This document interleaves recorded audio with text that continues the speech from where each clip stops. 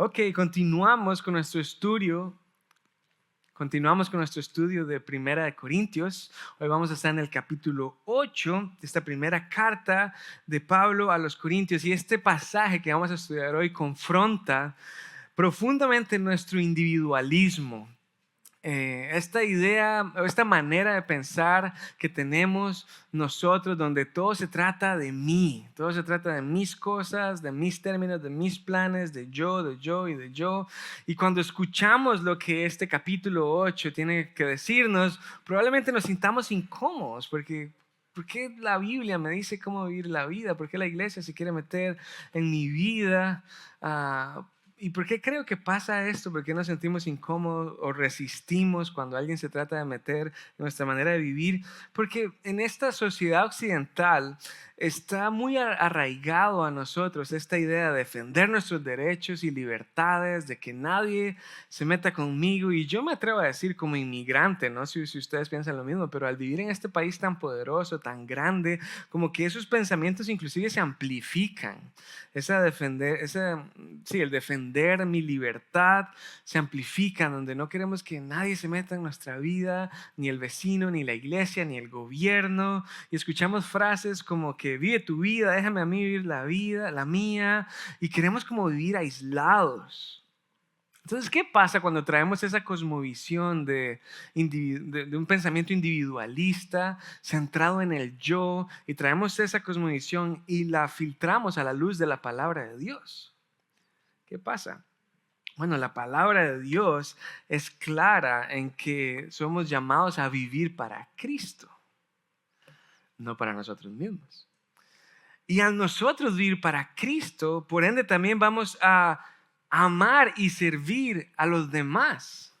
Entonces, nos damos cuenta tarde que temprano que estas dos maneras de pensar, el individualismo centrado en mí y el estilo de vida abrazando el evangelio centrado en Cristo y en los demás, no van juntos.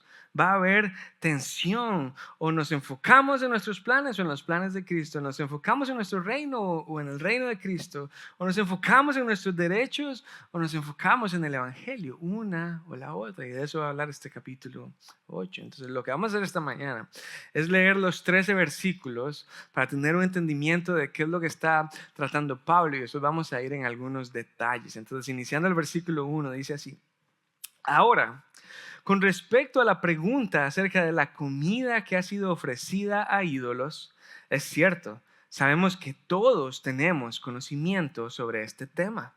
Sin embargo, mientras que el conocimiento nos hace sentir importantes, es el amor lo que fortalece a la iglesia.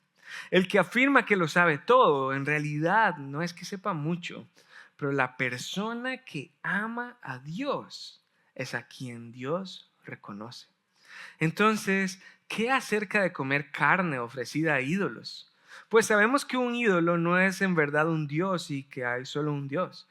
Y puede que existan esos llamados dioses, tanto en el cielo como en la tierra. Algunas personas, de hecho, rinden culto a muchos dioses y a muchos señores, pero para nosotros hay un Dios, el Padre, por quien todas las cosas fueron creadas y para quien vivimos. Y hay un Señor, Jesucristo, por medio de quien todas las cosas fueron creadas y por medio de quien vivimos. Sin embargo, no todos los creyentes saben esto. Algunos están acostumbrados a pensar que los ídolos son reales. Entonces, cuando comen un alimento que fue ofrecido a ídolos, lo consideran adoración a dioses verdaderos y violan su débil conciencia. Es cierto que no podemos obtener la aprobación de Dios por lo que comemos. No perdemos nada si no lo comemos y no ganamos nada si lo comemos. Pero ustedes deben tener cuidado de que su libertad no haga tropezar a los que tienen una conciencia más débil. Pues si otros te ven con tu conocimiento superior comiendo en el templo de un ídolo, ¿acaso no se sentirán alentados a violar su conciencia al comer un alimento que se ofreció a un ídolo? Así que a causa de tu conocimiento superior se destruirá un creyente débil por quien Cristo murió. Cuando ustedes pecan contra otros creyentes al alentarlos a hacer algo que para ellos está mal, pecan contra Cristo. Por lo tanto, si lo que como hace que otro creyente peque, nunca más comeré carne mientras viva, porque no quiero hacer que otro creyente tropiece. Entonces, lo que vemos desde el inicio es esta idea de que como creyentes no podemos vivir en una manera de pensar centrada en el yo. No podemos abrazar una perspectiva individualista donde todo se trata de nosotros. ¿Por qué? Porque nuestras acciones, la manera en la que vivimos, la manera en la que hablamos, va a tener un impacto positivo o negativo en las personas que nos rodean. Por eso Pablo nos dice, ustedes deben tener cuidado. No deberían tratarlo a la ligera. Es un tema importante el cómo ustedes conducen su vida, porque eso va a impactar a los demás. Entonces profundicemos algunas de estas ideas. El versículo 1 dice, ahora con respecto a la pregunta acerca de la comida que ha sido ofrecida a ídolos. Entonces, Pablo continúa contestando algunas preguntas que la iglesia de Corinto le había enviado. Probablemente era una carta de la cual no tenemos acceso. Y estas preguntas de la iglesia de Corinto eran relacionadas a sus temas cotidianos, a los temas del diario vivir. ¿Cómo yo lidio con mi vida de una manera que honre a Cristo? Esas son las preguntas que ellos han estado presentando. Pero las respuestas a tales preguntas no son tan sencillas. Ellos como que querían una respuesta blanco o negro, sí o no. Nada más dígame si sí lo puedo hacer o no lo puedo hacer. Pero en muchas de estas preguntas la respuesta es más profunda. Hay más en juego. Ellos aquí están haciendo una pregunta que parece ser acerca de comida, pero vamos a ver que en realidad es más profunda, porque en esta iglesia de Corinto había una gran mezcla étnica. Corinto, como saben, era un puerto importante y al ser una ciudad importante, habían personas con diferentes contextos. Estaban personas con cultura grecorromana, gentiles, quienes todo lo que conocían era Corinto. Entonces para ellos la vida en el templo, porque era una ciudad pagana y habían templos a diferentes dioses griegos, la vida en el templo era parte del diario vivir. Era donde habían reuniones sociales, donde yo me iba a poner al día con qué es lo que está pasando en la ciudad. Era donde yo iba a comer, de hecho, también. Donde había una vida económica, tal vez yo iba a trabajar, tal vez iba a intercambiar bienes a las afueras del templo. Para muchos era algo normal. Para otros, gentiles, con una cultura grecorromana, el estar involucrado en temas del templo, más bien les traía a la mente memorias de la antigua vida que ahora no agrada a Cristo. Y para ellos era bastante difícil ir a recordar inmoralidad sexual, malas decisiones, atrocidades que habían cometido al estar involucrados en el templo de algún dios. Tenemos todo eso y también tenemos personas con raíces judías para quienes era últimamente prohibido relacionarse en cualquier tipo de idolatría. Entonces tenemos todas estas personas en la ciudad, todas estas personas con diferentes perspectivas dentro de la iglesia de Corinto y todas tienen una perspectiva diferente con qué hacer con respecto a la comida y le preguntan a Pablo, Pablo, ¿sí o no? ¿Qué hacemos? Y Pablo le dice, hey, es cierto que todos tenemos conocimiento. Esa palabra es importante hoy. Todos tenemos conocimiento sobre este tema. Ahora, ¿cuál es el conocimiento que todos ellos tienen?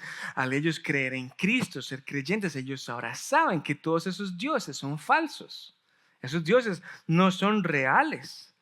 Y entonces al ellos tener este conocimiento, ¿qué es lo que pasa? Ese conocimiento, aunque sea correcto, no va a edificar a la iglesia si utilizo ese conocimiento como una licencia para yo hacer lo que yo quiera y no tener cuidado de cómo lo que yo hago va a afectar a otros creyentes. Entonces dice, todos nosotros tenemos conocimiento de este tema, sin embargo, mientras que el conocimiento nuevamente nos hace sentir importantes, nos infla, si no tenemos cuidado, nos lleva a la arrogancia, es el amor lo que fortalece a la iglesia. Entonces, El conocimiento no edifica la iglesia, lo que edifica la iglesia es el amor. Y Pablo está diciendo, bueno, en realidad la pregunta en sí misma que ustedes me están haciendo evidencia su problema, porque la pregunta está basada en un pensamiento individualista donde todo se trata de mí. La pregunta que ustedes están haciendo es, ¿puedo hacerlo? ¿Será que yo tengo licencia para hacerlo? ¿Será que yo tengo permitido hacer esto? ¿Será que yo? Cuando la pregunta realmente, si lo que ustedes buscan es agradar a Dios, la pregunta debería ser, ¿esto edifica o fortalece a la iglesia o no? Y probablemente había unas personas en Corinto que dijeran, Pablo, muy bonito eso, pero siendo honesto, fortalecer o edificar a la iglesia no es una prioridad en mi vida. Yo tengo un negocio, tengo hijos, tengo que hacer. Y probablemente hay personas aquí sentadas que pueden decir lo mismo. Edificar o fortalecer la iglesia no es una prioridad para mí. Y Pablo dice, exactamente, ese es el problema. El problema es que ustedes no están interesados en que la iglesia de Jesucristo sea edificada y fortalecida porque están demasiado distraídos en ustedes mismos. ¿Cuándo, si nos ponemos a pensar, Dios sí está profundamente interesado en que su iglesia sea edificada y fortalecida? ¿Por qué? Porque la iglesia es el cuerpo de Cristo. La iglesia es la novia que espera su regreso. La iglesia es la columna y el baluarte de la verdad, dice 1 Timoteo 3:15. Y es precisamente la evidencia de que para Dios es tan importante fortalecer y edificar la iglesia, la podemos ver en todos los temas que Pablo ha estado abordando en esta carta. ¿Cuáles temas ha abordado Pablo en esta carta? ¿Se acuerdan de aquel hombre durmiendo con su madrastra? Hey, iglesia de Corinto, tienen que confrontar el pecado porque eso no fortalece a la iglesia. ¿Se acuerdan cuando ellos estaban resolviendo los conflictos en cortes romanas, haciendo el hazme de reír del pueblo? Hey, aborden eso dentro de la iglesia porque nosotros estamos aquí edificando algo importante, fortaleciendo la iglesia. ¿Se acuerdan el llamado a vivir una sexualidad pura y no vivir la sexualidad como todo el mundo en la ciudad? Hey, tratemos esto porque sí que es importante que la iglesia sea fortalecida, edificada, no ser absorbidos por las cosas de este mundo. Leíamos la semana pasada todos estos temas que Pablo ha estado tratando en esta carta apuntan a la idea de que es sumamente importante la iglesia. La iglesia de Jesucristo es sumamente importante. Es un tema que debería movernos, que debería interesarnos. Entonces, antes de seguir adelante, yo quiero preguntarte, ¿cuál es tu perspectiva de la iglesia? ¿Cuál es el concepto que tienes de la iglesia? ¿Es un edificio con 4 paredes, donde hay unos músicos increíbles que lideran la adoración y vengo y consumo un programa, un evento dominical y ya? Donde vengo y recibo consejos de cómo vivir mi vida para prosperar, o tengo una perspectiva bíblica de lo relevante y profundamente hermosa que es la iglesia de Cristo, que no son las paredes, somos nosotros, los creyentes. La vemos con la urgencia y la prioridad con la que Pablo nos está instando a verla o la tomamos a la ligera. Yo no sé si usted sabe, probablemente sí sabe, pero este verano se va a celebrar la Copa del Mundo aquí en Estados Unidos. Y yo estoy emocionadísimo, estoy triste porque mi país no clasificó, todavía estoy procesando eso poco a poco, pero estoy emocionado por el Mundial, siempre trae muchos recuerdos. Y una de las tradiciones que vienen con el Mundial es llenar el álbum de stickers. Y yo tengo como 30 años llenando álbumes del Mundial. Y es algo que me emociona muchísimo. Y hace unas semanas que estábamos empacando cosas porque nos íbamos a mudar de casa, los vi, los encontré y los agarré, y todas las memorias de la niñez, de la adolescencia y aún de la vida adulta, porque hace 4 años lo estaba llenando, vienen a mi mente y es algo sumamente valioso para mí, pero tengo que tener cuidado porque mi esposa está a punto de tirarlos a la basura. ¿Y por qué? ¿Por pura maldad? No, sino que para ella eso no tiene el mismo significado que tiene para mí. Porque ella no tiene todos los recuerdos y sentimientos relacionados a eso. Para ella pueden ser revistas viejas y estamos botando cosas para ir más ligeros. Entonces, ¿cuál es el punto con todo esto? Que el valor y la importancia que le damos a las cosas nos llevan a cuidarlas o a protegerlas. El valor y la importancia que le das a tu carro hace que pases metido, limpiando, lavando, lo que le das a tu casa, que le das a tu negocio, que le das a tus finanzas, hace que estés pendiente de eso. Pero lo mismo es verdad para lo opuesto. El poco valor que le demos a algo nos hace indiferentes al respecto. Entonces, ¿cuál es la imagen que tenemos de la iglesia?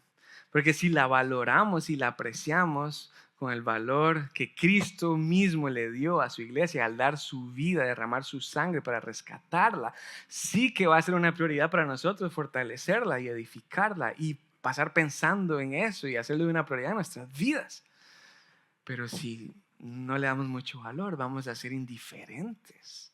Y realmente todo este argumento de Pablo no va a causar nada en nuestras vidas.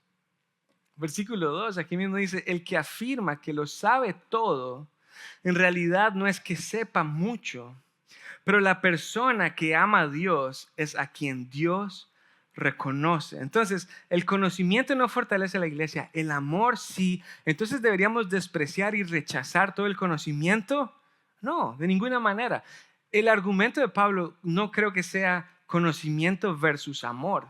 El argumento de Pablo es que hay dos tipos de conocimiento. ¿Se acuerdan en capítulos anteriores que había sabiduría del mundo, sabiduría de Dios, poder del mundo, poder de Dios? Hay un conocimiento que viene de mera información, un conocimiento en términos humanos, y eso se contrasta con el conocimiento de Dios, conocerlo a Él. Miren esto, hay quienes creen que saben todo. Este es un tipo de persona, los que creen saberlo, adquirir conocimiento, información, datos. Pero hay otros que ¿qué hacen esos otros? Aman a Dios. Entonces como que el contraste es interesante. Los que conocen mucho y los que aman a Dios. Entonces nosotros podemos amar a Dios porque lo conocemos. Y lo conocemos porque Él nos reconoce aquí al final.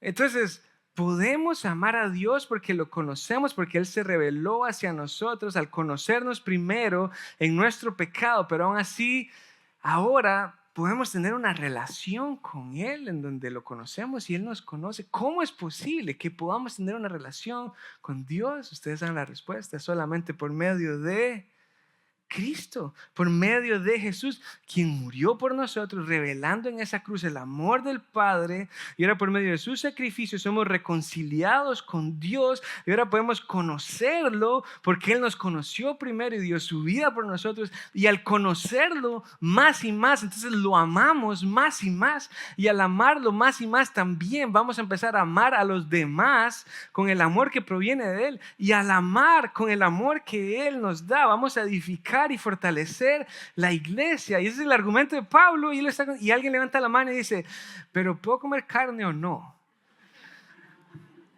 Y Pablo dice, ¿qué hago con esta gente?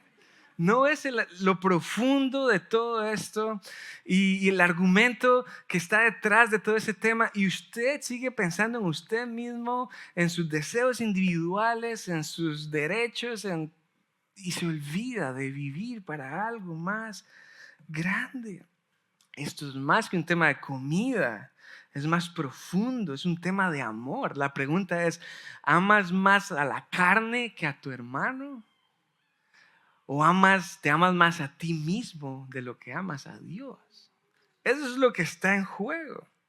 Y en los versículos del 4 al 8, Pablo inclusive expande su argumento, y ojo esto, él le da la razón a los que están en este movimiento pro carne, pro ribeye. Él les dice, ustedes sí tienen buenos argumentos, buenos puntos, porque él les dice en el versículo 4, tienen razón, no, esos dioses no son reales, solo hay un Dios, son dioses falsos.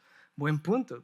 Punto 2, versículo 8 les dice, tienen razón, no se van a ganar la aprobación de Dios por lo que comen. Si comen no ganan nada, si no comen no pierden nada. Y algunos leyendo esto me imagino se dan codos como, ves, te dije, sí podíamos comer. Pablo nos está dando la razón, pero el argumento no termina ahí. Pablo dice, aunque lógicamente puedan estar en lo correcto, puede que su corazón no esté en el lugar correcto. Si solo están pensando en ustedes mismos y no están pensando en los demás. Aunque la lógica esté en lo correcto, puede ser que el corazón no esté en el lugar correcto si solamente estamos pensando en nosotros mismos. Y por eso el versículo 9, Pablo dice, ustedes tienen que tener cuidado. No es solo sí o no. Es pensar más allá de mí mismo para concebir las implicaciones que esto puede tener en los demás. Porque el versículo 11 dice que puede ser que con nuestro conocimiento superior se destruya un creyente débil por quien Cristo murió.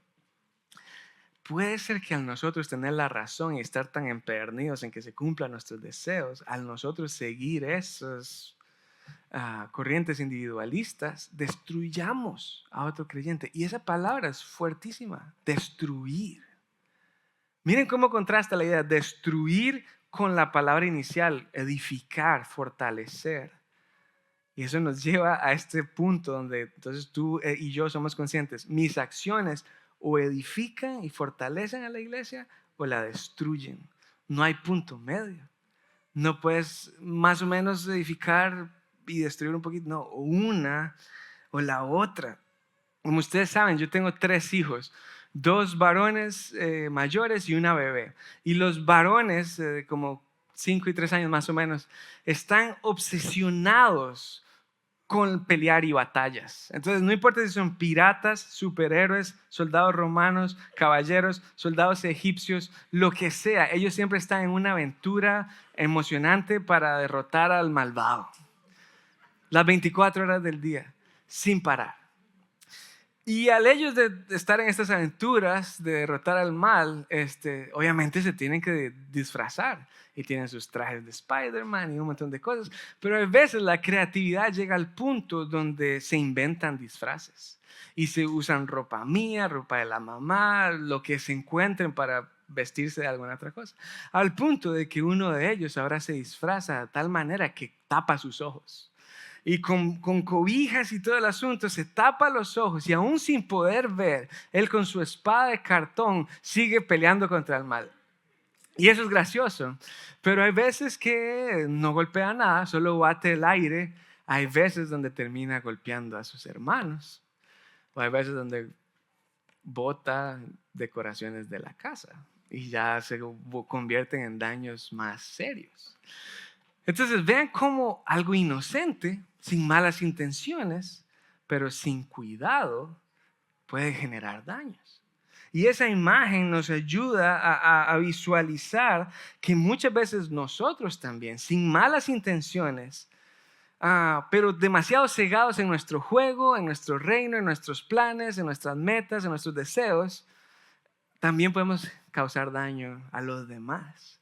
Y cuando somos creyentes, pero a la vez queremos cultivar este pensamiento individualista, somos creyentes inmaduros, que son incapaces de ver más allá que ellos mismos y genera daño en otros. Y por otro lado, hay creyentes maduros que desarrollan discernimiento y sensibilidad para pensar más allá de ellos mismos y determinar qué tipo de consecuencias esto va a tener en la vida de los demás, porque o va a fortalecer o va a destruir.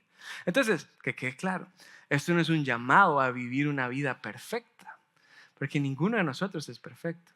Y nos vamos a equivocar, y cuando nos equivoquemos y causemos daño a otros, tenemos que pedir perdón y hacer enmiendas. Y aún el simple hecho de pedir perdón también está guiando a los demás a Cristo para que puedan ver que nosotros no somos la última Coca-Cola del desierto, sino que dependemos de Dios, quien obra dentro de nosotros, y reconocemos nuestras faltas cuando nos equivocamos. Pero aunque no es un llamado a vivir una vida de perfección, sí es un llamado a vivir una vida de intencionalidad, para ser reflexivos y pensar más allá de nosotros mismos. ¿Por qué? Nuevamente, porque tus decisiones, tu manera de hablar, las palabras que usan, tu manera de vestir, el uso que le das a tu dinero, el tiempo, el uso que le das a tu agenda, la manera de tratar a tus hijos, la manera de tratar a tu esposa, la manera en la que trabajas, si eres diligente o eres perezoso, todo acerca de ti está comunicando algo a los demás y va a impactarlos de una u otra manera. Entonces sí, tenemos que ser intencionales. ¿Por qué? Porque si hemos puesto nuestra fe en Cristo, ahora pertenecemos a su cuerpo, a su familia, la familia de Dios, y estamos profundamente relacionados. No existe tal persona que viva una fe aislada, en aislamiento, sino que todos estamos conectados y las acciones de todos nos afectan el uno al otro. Y cómo vivimos estando así de conectados cuando el mundo nos vive bombardeando diciendo: no es tu dinero, es tu tiempo, son tus decisiones, son tus vacaciones, son tus planes, no dejes que nadie te diga nada que decir. Cuando la Biblia nos dice: no, ustedes forman parte del cuerpo de Cristo, Él es su rey, sométanse a Él. ¿Cómo vivimos en esa tensión? O abrazamos una vida centrada en mí mismo, o vivimos para Cristo, lo cual nos lleva a amar a los demás, lo cual nos lleva a fortalecer a su iglesia, porque le damos el valor que se merece. Y cuando pienso en esto, 1 Juan 4 dice: si alguien dice amo a Dios, tiene que haber algo más, no solamente decirlo de la boca para afuera. Si alguien dice amo a Dios pero odia a otro creyente, no existe el amor y el odio juntos. Esa persona es mentirosa. Pues si no amamos a quienes podemos ver con nuestros ojos físicos, ¿cómo vamos a amar a Dios a quien no podemos ver? Y Él nos ha dado la siguiente opción, el siguiente consejo, la siguiente propuesta. No, Él nos dio un mandato. No hay escapatoria para ese mandato si nosotros nos llamamos seguidores de Jesús. Nos da el siguiente mandato: los que aman a Dios, sí o sí, deben amar también a sus hermanos. Estas dos están inseparablemente conectadas. Entonces, unos puntos con este pasaje. Es un mandato, no hay escapatoria, no podemos huir de esto. Número 2, estos dos están inseparablemente. De hecho, el amar al hermano es un fruto que fluye del amar a Dios. Y si esto está tan profundamente relacionado, entonces, ¿cuál es el punto? Ese es el punto que te quiero dar. Si tú amas a Dios y por ende amas a tu hermano, es posible, es muy probable que en muchas situaciones el amar a los demás implique que tú tengas que restringir tus libertades, restringir tus derechos, restringir tus privilegios para edificar y fortalecer a tu hermano, y no solo para vivir para ti mismo. Y mientras nosotros rechazamos nuestras libertades, nuestros derechos para servir y amar a los demás, estamos siguiendo precisamente el ejemplo que nos dejó Jesús, quien renunció a sus derechos divinos. Jesús pudo haber dicho: tengo derecho a quedarme en el cielo, pero Él voluntariamente rechazó eso para venir a este mundo en forma de hombre, vivir una vida perfecta y terminar muriendo en una cruz como un criminal, para reflejar de esa manera el amor del Padre, quien ahora se revela por medio de Cristo para que nosotros podamos conocerlo, y al conocerlo a Él, lo amemos más, amemos a los demás, fortalecemos la iglesia por medio de Él, y ese es el Evangelio. El ejemplo de Cristo sometiéndose a la voluntad del Padre, instándonos a nosotros a hacer lo mismo, renunciar a nuestra vida para vivir para algo más grande que nosotros mismos, en donde el amor dicte toda nuestra vida, en donde el amor dirija nuestros pasos, en donde el amor sea la brújula que marca el norte en cada área de nuestra vida. Un amor que brota en nosotros porque Dios nos amó primero. Entonces, para ir aterrizando este avión, déjame leer brevemente el versículo 6 que ya pasamos. Déjame devolverme. Dice lo siguiente: hay un Dios, el Padre, por quien todas las cosas fueron creadas y para quien vivimos. Y hay un Señor, Jesucristo, por medio de quien todas las cosas fueron creadas y por medio de quien vivimos. Entonces, la pregunta que tengo para ti ¿es esto verdad en tu vida? ¿Tú crees que hay un Dios al cual ahora puedes conocer? Y al conocerlo te das cuenta que puedes abordarlo no solo como un Dios o un ser superior, sino que lo puedes llamar Padre por su gracia, por su misericordia. Y a la hora de haber experimentado tal amor y tal gracia extravagante, exuberante, ahora tú eres consciente que ya no vives para ti mismo, sino que ahora vives para Él, para su gloria. ¿Esto es verdad en tu vida? ¿Vives para la gloria del Padre? ¿Es verdad en tu vida que crees que hay un Señor Jesucristo por medio de quien todo fue creado, pero más allá que eso, por medio de quien vives? O sea, vives en Él. Porque déjame decirte, si es verdad en tu vida que vives para la gloria del Padre y que vives en Cristo, entonces eso se va a tener que demostrar en cómo vives. ¿Y cómo se va a demostrar eso según el texto de hoy? Bueno, tengo tres pensamientos. Uno es moviéndonos de independencia a dependencia, huyendo de la manera de pensar individualista y ser consciente que tengo que depender en el Señor porque Él es la fuente del amor, la fuente de la vida, la fuente de todo lo verdadero y perfecto. Entonces estoy anclado en las Escrituras, estoy disfrutando, deleitándome en pasar tiempo con Él, en conocerlo más, en orar, en congregarme, estoy habitando, profundizando, dependiendo en Él, o estoy viviendo independientemente, donde nada más sigo mis deseos y le echo un poquitito de Jesús encima y ya. No importa si llevas 2 meses o 50 años siguiendo a Cristo, este es un área donde siempre tenemos que ser intencionales.